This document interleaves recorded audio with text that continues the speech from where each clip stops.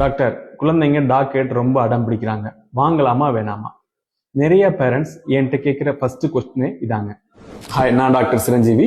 Bed care related வீடியோஸ்க்கு இந்த பேஜை ஃபாலோ பண்ணிக்கோங்க. எங்கள் வீட்டில் சின்ன குழந்தைங்க இருக்கும்போது டாக் வாங்கலாமா? The answer is yes. But before getting a dog நீங்கள் இந்த 4 விஷயத்தை கண்டிப்பாக கன்சிடர் பண்ணி ஆகணும்.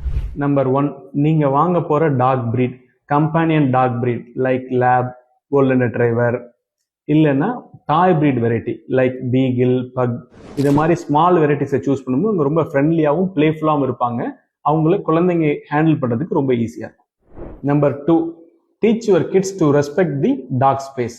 பிகாஸ் ஹியூமன்ஸ் நமக்கு மட்டும் இல்லைங்க, animals also they need their own space and privacy.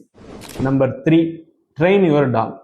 ஆரம்பத்திலேருந்தே உங்கள் டாகை ட்ரெயின் பண்ண ஆரம்பிச்சிடுங்க. Because there are no bad dogs, only untrained dogs.